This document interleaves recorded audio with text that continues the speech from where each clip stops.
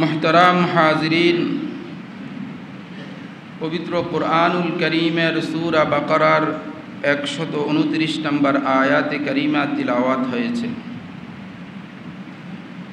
এই আয়াতে করিমার মধ্যে আমাদের সকলের কলিজার স্পন্দন রহমাতাল লিল আলামিন জনাবে মুহাম্মদুর রাসূলুল্লাহ সাল্লাল্লাহু আলাইহি ওয়াসাল্লামকে দুনিয়ায় আগমনের যে লক্ষ্য উদ্দেশ্য, এই বিষয়গুলো নিয়ে মহান রব আমাদের মালিক আল্লাহ সুবহানাহু তাআলা আলোচনা করেছেন। তাদের মধ্য হতে তাদের নিকট একজন রাসূল প্রেরণ করো, যে তোমার আয়াতসমূহ তাদের নিকট তিলাওয়াত করবে, তাদেরকে কিতাব ও হিকমা শিক্ষা দিবে এবং তাদেরকে পবিত্র করবে। তুমি তো পরাক্রমশালী প্রজ্ঞাময়। সূরা বাকারার 129 নম্বর আয়াতে কারিমা। মুহতারাম হাজরিন, এই আয়াতে কারিমার মধ্যে প্রিয় নবী সাল্লাল্লাহু আলাইহি ওয়াসাল্লামকে দুনিয়া প্রেরণের 4টি উদ্দেশ্য উল্লেখ করা হয়েছে।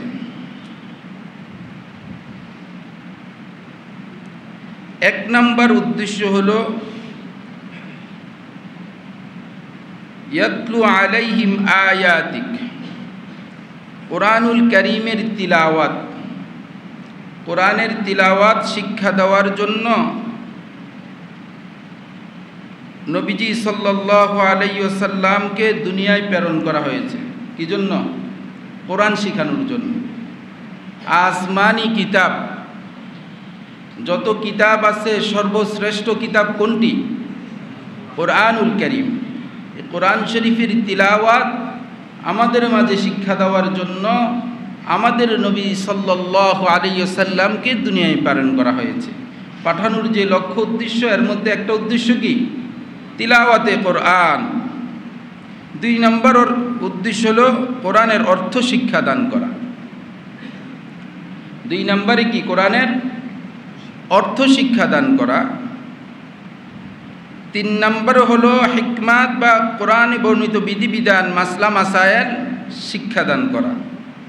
4 নম্বর হলো মানুষের চরিত্রকে শুদ্ধ করা, শুদ্ধ চরিত্র। এই 4টা লক্ষ্য উদ্দেশ্যকে সামনে রেখে আমাদের প্রিয় নবী সাল্লাল্লাহু আলাইহি ওয়াসাল্লাম দুনিয়াতে প্রেরিত হয়েছেন।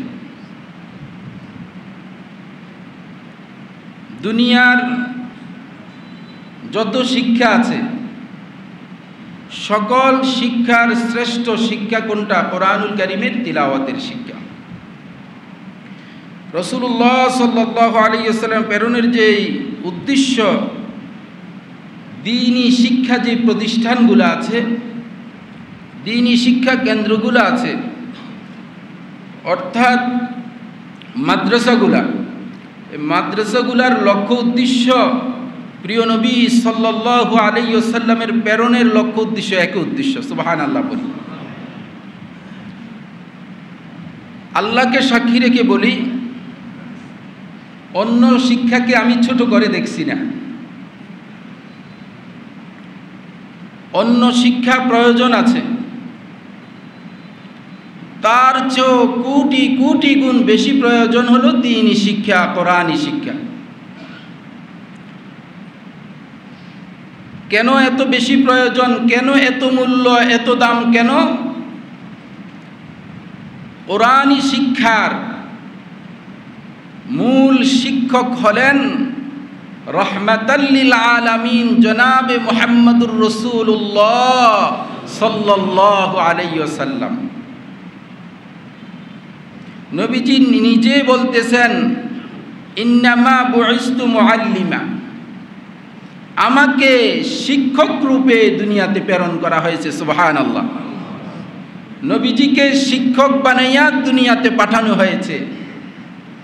আর এই কোরআনী শিক্ষার প্রধান শিক্ষককে আমাদের নবী মুহাম্মদুর রাসূলুল্লাহ সাল্লাল্লাহু আলাইহি ওয়াসাল্লাম। নবীজি মূল গোড়ার মধ্যে, মূল জায়গার মধ্যে, মূল বুনিয়াদের মধ্যে হলেন রহমতের নবী মুহাম্মদুর রাসূলুল্লাহ সাল্লাল্লাহু আলাইহি ওয়াসাল্লাম। সেজন্য এই শিক্ষার দাম বেশি।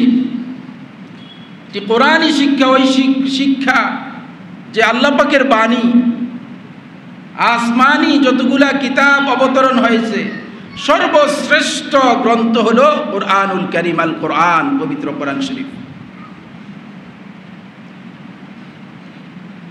কোরআন সর্বশ্রেষ্ঠ গ্রন্থ।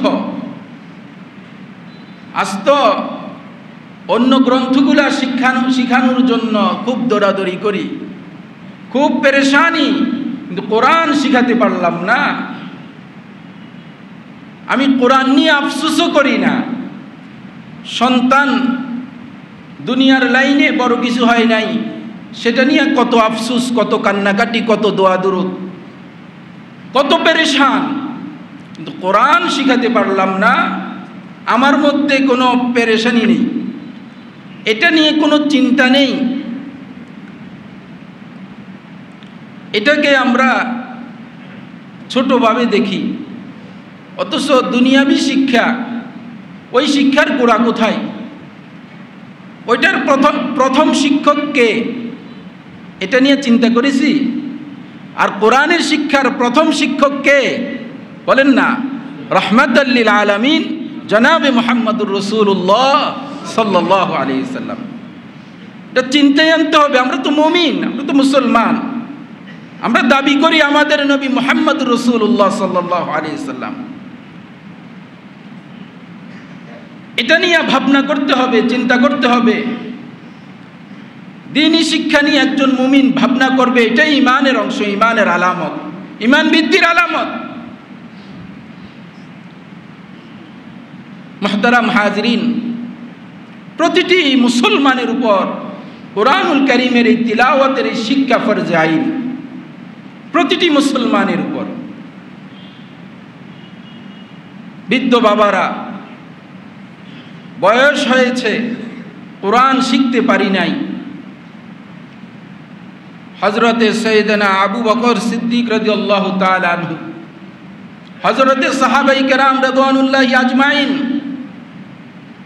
তিনারা বয়স্ক হয়ে কোরআন শিখেছে নাকি শিশুকালে শিখেছে? বলেন না, শিশুকালে শিখেছে না বয়স্ক হয়ে শিখেছে? বড় হয়ে শিখেছে, বৃদ্ধ হয়ে শিখেছে, বুঝ হওয়ার পরে কোরআন শিখেছে। আমরা তো মনে করি এটা শুধু বাচ্চাদের কাজ। হ্যাঁ, বাচ্চাদেরকে দুনিয়ার জীবনের সূচনাতে তাকে সর্বপ্রথম তার পাঠশালা হবে কোরআনের পাঠশালা। তাকে সর্বপ্রথম কোরআন শিখাবো, এটাই প্রতিটি মুমিন বাবা মার কর্তব্য। সর্বপ্রথম কোরআনই শিক্ষা দেব, সর্বপ্রথম তাওহীদ শিখাবো, সর্বপ্রথম আল্লাহ পাকের এই কালাম প্রিয় নবী সাল্লাল্লাহু আলাইহি ওয়াসাল্লামের উপর যে অবতরণ হয়েছে, সেই কালাম আমরা সর্বপ্রথম শিখাবো তো ইনশাআল্লাহ। আপনার সন্তানকে, আপনার নাতিকে, আপনার নাতনিকে আপনি ডাক্তার বানাবেন, ইঞ্জিনিয়ার বানাবেন, অন্য পেশাজীবী হিসাবে তাকে গড়ে তুলবেন, কোনো সমস্যা নেই, কিন্তু সর্বপ্রথম তাকে দ্বীন শিখাতে হবে, সর্বপ্রথম কোরআন শিখাতে হবে। আর এই কোরআন, আল্লাহু আকবার, প্রতি হরফে 10টি নেকি, সুবহানাল্লাহ পড়ি, প্রতি হরফে 10টি নেকি। যদি না শিখাই, আযাবের পরোয়ানা জারি হবে, আল্লাহ পাকের আদালতে আমাকে জিজ্ঞাসিত করা হবে, আমি তার জবাব দিতে হবে। ডাক্তার বানাইছেন কিনা, ইঞ্জিনিয়ার বানাইছেন কিনা, আইন পেশাজীবী হিসেবে গড়ে তুলছেন কিনা? দুনিয়ার লাইনে আরো নানান পেশা আছে, অন্য পেশাজীবী হিসাবে তাকে গড়ছেন কিনা? তাকে অন্য পেশাজীবী হওয়ার জন্য শিক্ষাঙ্গনে দিয়েছেন কিনা সেটা জিজ্ঞাসা করা হবে না। আল্লাহ পাকের কালাম শিখানোর ব্যাপারে আপনাকে জিজ্ঞাসা করা হবে। এটা ফরজে আইন, ফরজ প্রতিটি মুমিনের জন্য। বৃদ্ধ, যুবক, কিশোর সকলের জন্য ফরজ, সকল বয়সের জন্য ফরজ, সকল পেশাজীবীর জন্য ফরজ, ফরজে আইন। অবশ্যই অবশ্যই কোরআন শিখতে হবে। কোরআনুল কারীম যদি না শিখি তাহলে আমি যে জুমার সালাত আদায়ের জন্য আসছি, আমি যে নামাজ পড়ার জন্য মসজিদে আসছি, আমার নামাজ পড়া হবে? কোরআন ছাড়া কি নামাজ পড়া যাবে? মুহতারাম হাজিরিন, বলেন না, বলেন যাবে? যাবে না। দিন শিখা ছাড়া আমি আমার বাবা মার জানাজার সামনে আমি দাঁড়িয়েছি, ইমাম সাহেব 4 তাকবীর সে জানাজা পড়িয়েছে, অথচ আমি জাহেল মূর্খের মতো আমি এভাবে দাঁড়িয়ে আছি, আমার 2 ঠোঁট দিয়ে, আমার জবান দিয়ে কোনো দোয়া দুরুদ বের হচ্ছে না। আমার মতন অজ্ঞ আর মূর্খ আর কে হতে পারে? অথচ আমার দুনিয়ার সকল ডিগ্রি নিলাম, আমি যত ডিগ্রি আছে সব ডিগ্রি আমার মাথায় নিলাম, কিন্তু কোরআন শিখলাম না, দিন শিখলাম না, সুন্নাহ শিখলাম না। আমার কোনো দাম আছে? বলেন না। মুহতারাম হাজিরিন, কোরআনে হাফেজ হয়েও, হাফেজে কোরআন হয়েও PhD ডিগ্রি অর্জন করা যায় কিনা? ডক্টর হওয়া যায় কিনা? আমাদের মাননীয় প্রিন্সিপাল মহোদয়, বর্তমান প্রিন্সিপাল ভিক্টোরিয়া কলেজের, উনি আলেম, আবার ভিক্টোরিয়া কলেজের প্রিন্সিপাল, উনি কামিল পাস। আমাদের এই এলাকার কৃতি সন্তান, বাংলাদেশের বড় আলেমী দিন ডক্টর আল্লামা গোলাম মহিউদ্দিন ইকরাম সাহেব, যিনি 6 দিনে তারাবি পড়ায়, কত বড় আলেম, সকল ডিগ্রি, রাষ্ট্রবিজ্ঞানের উপর ওনার ডিগ্রি, উনি হাফেজে কোরআন, আবার মুহাদ্দিস, বুখারী শরীফ পড়ায়। মুহতারাম হাজিরিন, আপনি অন্য পেশাজীবী হিসেবে ঘরে তোলেন, কোনো সমস্যা নাই, বহু ডাক্তার আছে হাফেজে কোরআন, আছে না? আমার এক পরিচিত ডাক্তার মাহমুদুল হাসান, উনি সেন্ট্রাল মেডিকেল কলেজ হসপিটালে বসে, বিশ্ব রোডে, হাফেজে কোরআন, আলেম, আবার MBBS ডাক্তার। আমাদের সন্তানদেরকে এমনতে ঘরে তুলতে হবে, কি বলেন? বলেন না, নিয়ত করেন, ইনশাআল্লাহ পড়েন।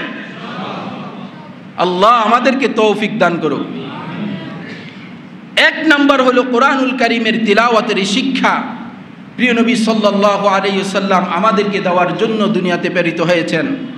2 নম্বরে হলো কোরআন অর্থসহ বুঝে, অর্থসহ বুঝে শিক্ষা দানের জন্য। এটা ফরজে কিফায়া। এলাকার মধ্যে, মহল্লার মধ্যে কয়েকজন আলেম থাকবে, তিনারা অর্থসহ বুঝবে, তিনারা মানুষকে বুঝাবে। প্রথমটা তিলাওয়াতে কোরআন সকলের জন্য ফরজে আইন, আর অর্থসহ বুঝা এটা দুনিয়ার কয়েকজন, মহল্লার কয়েকজন বুঝদার হলে এটা আদায় হয়ে যাবে। বাকি চেষ্টা, ফিকির, মেহনত থাকতে হবে, আমি অর্থসহ কোরআন বুঝবো, অর্থসহ কোরআন বুঝবো, অর্থসহ কোরআন পড়বো। এটা সেই মেজাজ তৈরি হতে হবে, সেই ভাবনা থাকতে হবে, চিন্তা থাকতে হবে, সেটার জন্য মেহনত করতে হবে। 3 নাম্বার হলো হিকমা বা কোরআন বর্ণিত বিধিবিধান। হিকমার ব্যাখ্যা হযরতে মুফাসসিরিন কিরামগণ তাফসীর গ্রন্থগুলোর মধ্যে বলেন যে হিকমা মানে সুন্নাহ। হিকমার ব্যাখ্যা দিয়েছে কি? সুন্নাহ, অর্থাৎ সকল বস্তুর উপর পূর্ণ জ্ঞান ছিলেন মুহাম্মদুর রাসূলুল্লাহ সাল্লাল্লাহু আলাইহি ওয়াসাল্লামের। সকল বস্তুর উপর পূর্ণ জ্ঞান কার ছিলেন? মুহাম্মদুর রাসূলুল্লাহ সাল্লাল্লাহু আলাইহি ওয়াসাল্লামের। এই পূর্ণ জ্ঞান নবীজি সাল্লাল্লাহু আলাইহি ওয়াসাল্লাম সকল বস্তুর উপর যেভাবে মেহনত করেছেন, সেই নবীজির তরিকা সুন্নাহ মোতাবেক নিজের জীবনকে পরিচালনা করা। আমার উঠা বসা, কাজ কারবার, লেনদেন, সকল কিছু কার তরিকায় করব? মুহাম্মদুর রাসূলুল্লাহ সাল্লাল্লাহু আলাইহি ওয়াসাল্লামের তরিকায় করব। এগুলা কোথায় শিখাবে? বলেন, কোথায় শিখাবে? নবীজির সুন্নাহ শিখায় কোথায়? মাদ্রাসায়, দ্বীনি শিক্ষাঙ্গনে। প্রিয় নবী সাল্লাল্লাহু আলাইহি ওয়াসাল্লামের সুন্নাহগুলা কোথায় শিখায়? মাদ্রাসার মধ্যে। কোরআনুল কারীমের তিলাওয়াত কোথায় শিখায়? মাদ্রাসায়। কোরআন অর্থ বুঝে পড়া কোথায় শিখায়? মাদ্রাসায়। নবীজির সুন্নাহ কোথায় শিখায়? মাদ্রাসায়। আল্লাহ রব্বুল আলামিন আমাদের সন্তানদেরকে মাদ্রাসা পড়ানোর তৌফিক দান করুক। কমপক্ষে জীবনের সূচনায় ক্লাস 1 থেকে নিয়ে 3 পর্যন্ত নুরানি শিক্ষাটা কমপক্ষে আমি আমার সন্তানকে মাদ্রাসায় পড়াবো। শুধু আরবি শিখাবে? নুরানি একটা বিভাগের নাম মাদ্রাসার। একটা বিভাগের নাম কি? স্কুলের একটা বিভাগের নাম কি? প্রাথমিক প্রাইমারি বিভাগ। প্রাইমারি প্রাথমিক বিদ্যালয় আছে না, 5ম শ্রেণী পর্যন্ত পড়ায়। এরপরে হাই স্কুলে যায়, হ্যাঁ 10ম পর্যন্ত। এরপরে যায় কোথায়? উচ্চ মাধ্যমিক কলেজে যায়। ঠিক তদ্রূপ নুরানি প্রথম শুরু লগ্নের পড়াটা, প্রাইমারি পড়াটা নুরানি। এই নুরানিতে 3 বছর পড়াবেন। এরপরে আপনি যেই পেশাজীবী হিসাবে তাকে গড়ে তুলতে চান, ডাক্তার, ইঞ্জিনিয়ার, হ্যাঁ, এরপরে বিজনেসম্যান, যেই লাইনে তাকে নিতে চান আপনি নিতে পারেন, কোনো সমস্যা নাই। আল্লাহ পাকের আদালতে আপনি বেঁচে গেলেন, আপনি রেহাই পেয়ে গেলেন। আপনি বলতে পারবেন কাল কিয়ামতের ময়দানে আল্লাহ পাকের আদালতে বলতে পারবেন, আল্লাহ গো আমি আমার সন্তানকে আপনার কালাম শিখিয়েছি, নবীর সুন্নাহ শিখিয়েছি। বলতে পারবেন তো? বলতে হলে আগে শিখাতে হবে, আগে মাদ্রাসায় দিতে হবে। এরপরে হলো হিকমা, এর মানুষের চরিত্রকে শুদ্ধকরণ। ওয়ুযাক্কিহিম, এ চরিত্র, সঠিক চরিত্র আহলুল্লাহদের সোহবত, আহলুল্লাহদের কাছে, বুজুর্গান দ্বীনদের কাছে, উলামায়ে কেরামদের কাছে, উলামায়ে হক্কানি রব্বানীদের সোহবত ইখতিয়ার করলে আপনার এই অন্তর, এই কালো অন্তর সাদা হবে। আমাদের অন্তর তো কুফর শিরকে ভরে গেছে, আমাদের অন্তর গুনাহে কালো হয়ে গেছে। এই অন্ধকার, এই কালো, এই অন্তরটাকে, এটাকে আমি সাদা বানাতে হলে, এটাকে আমি পবিত্র করতে হলে, ওয়ুযাক্কিহিম, এটাকে পবিত্র করতে হলে আমি কোথায় যেতে হবে? হক্কানি রব্বানি আল্লাহ পাকের প্রিয় মাহবুব উলামায়ে কেরামদের কাছে। তাদের নিসবত যখন আমি আসা যাওয়া শুরু করব, তাদের মাশওয়ারা পরামর্শ অনুযায়ী যখন আমি চলব, আমার জিন্দেগিকে যখন আমি সাজাবো, তখন আল্লাহ চাহিতু আমি ওয়ুযাক্কি, আমি পবিত্র হয়ে যাব, আমি যাক্কি হয়ে যাব, আমি পবিত্র হয়ে যাব। আমার অন্তর পরিষ্কার হয়ে যাবে, আমার সম্পর্ক হয়ে যাবে আল্লাহ পাকের আরশের সাথে, আল্লাহ পাকের সাথে আমার সম্পর্ক হয়ে যাবে। তারা সকাল বিকাল আমাকে কিছু জিকির করার জন্য বলবে, আমাকে তিলাওয়াতের কথা বলবে, আমাকে পর্দা মেনটেন করে চলার কথা বলবে। আমার ঘুম, খাওয়া দাওয়া, উঠা বসা পুরাটা আমার নবী সাল্লাল্লাহু আলাইহি সাল্লামের তরিকা অনুযায়ী চলতে আমাকে তিনারা নির্দেশ করবে।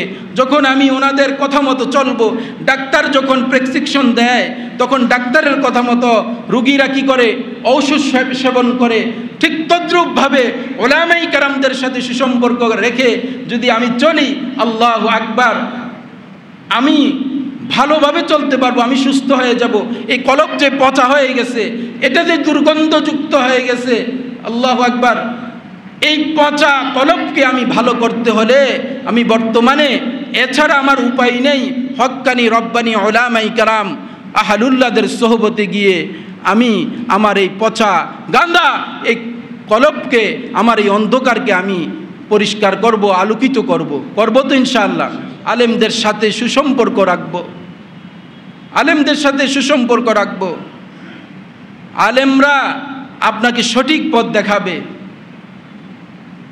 কিছু বাবারা পেরেশান হয়ে যায়, সন্তান যদি একটু দাড়ি রাখে, পাঞ্জাবি গায়ে দেয়, হায় আমার ছেলেটা কেমন যেন হয়ে গেছে, সে কোনো জঙ্গি হয়ে যাচ্ছে কিনা, সে কোনো কি হয়ে যাচ্ছে কিনা, সে পথভ্রষ্ট হয়ে যাচ্ছে কিনা, সে তো বর্তমান সামাজিকতার সাথে নেই, এমন এক পেরেশানি ভাব দেখায়। আফসুস, আপনি বাবা ভাগ্যবান আপনার ছেলে নামাজে আসে, আপনি বাবা ভাগ্যবান আপনার ছেলে, আপনার সন্তান উলামায়ে কেরামদের সাথে সুসম্পর্ক রাখে। আপনি ভাগ্যবান আপনার ছেলে স্কুল কলেজ ভার্সিটিতে পড়েও পাঞ্জাবি গায়ে দেয়। আপনি ভাগ্যবান বাবা আপনার ছেলে দাড়ি রেখেছে। আপনি ভাগ্যবান বাবা আপনার ছেলে খাবার খায় দস্তরখান বিছিয়ে। আপনি ভাগ্যবান বাবা আপনার ছেলে মেয়ে পর্দা মেনটেন করে চলে, আপনি ভাগ্যবান। আল্লাহ আপনাকে কাল কিয়ামতের ময়দানে আপনার ছেলে যে নবীজির সুন্নাহ মোতাবেক তার জীবন গড়েছে, সে নিজেকে সুন্নাহ মোতাবেক পরিচালিত করেছে, তার উসিলায়, সন্তানের উসিলা আপনাকে জান্নাত দিয়ে দিতে পারে। আপনি ভাগ্যবান, আপনি সৌভাগ্যবান। আপনার সন্তান কোরআনুল কারীম তিলাওয়াত করতে জানে, সে কোরআন পড়ার জন্য আলেমের কাছে আসে, সে কোরআন পড়ার জন্য চেষ্টা মেহনত ফিকির করে, সে কোরআন অর্থসহ পড়ার জন্য চেষ্টা ফিকির করে, নবীজির সুন্নাহ হিকমা শিক্ষার জন্য ওলামায়ের পিছে পিছে ঘুরে, ওলামায়ে কেরামের। আপনি ভাগ্যবান, আপনার সন্তান দাওয়াত ও তাবলীগের মেহনতের সাথে আছে। আপনি ভাগ্যবান, আপনার সন্তান ঈমানের মেহনতের সাথে আছে। আপনি ভাগ্যবান, আপনি পেরেশান হবেন না, এটা আপনার জন্য সুখবর। মুহতারাম হাজিরিন, আল্লাহ রব্বুল আলামিন আমাদেরকে যেন সহি বুঝদান করে, আমরা এই বিষয়গুলা একটু চিন্তা ফিকির করব। আমাকে কেন পাঠানো হয়েছে, আমার নবী রহমতের নবীকে কি জন্য প্রেরণ করা হয়েছে, এগুলো একটু চিন্তায় আনবো, ভাবনায় আনবো। কোরআনুল কারীমের তিলাওয়াত শিখব। বৃদ্ধ হয়েছি, এখনই শিখব। আমার এখন বুঝ হয়েছে, আমি এখনই শিখব। একজন হুজুরের কাছে যাব, অথবা একজন হুজুরকে আমি বলবো, হযরত আপনি কখন সময় দিতে পারবে, আমাকে কিছু কিছু সময় দেন। ওনাকে মাসে একটা ভালো একটা সম্মানী দেব এবং ভালো একটা হাদিয়া দেব, অল্প কিছু টাকা দিয়ে দেব এমন না। আমি কত শিক্ষার জন্য, কত কিছু বানানোর জন্য কত শিক্ষকদেরকে কত টাকা দেই। কয়েক ঘন্টা কোচিং করে সপ্তাহে 1 দিন 2 দিন অথবা মাসে কত টাকা আমাদের চলে যায়, কিন্তু কোরআনুল কারীম শেখানোর জন্য আমি বেখবর হয়ে আছি। এটার জন্য অর্থ তো ব্যয় করা দূরের কথা, সময়ও বের করতে পারতেছি না। আল্লাহ আমাদেরকে সহি বুঝদান করুক, আল্লাহ আমাদেরকে সহি বুঝদান করুক। ওয়া আখিরি দাওয়ানা আলহামদুলিল্লাহি রাব্বিল আলামিন।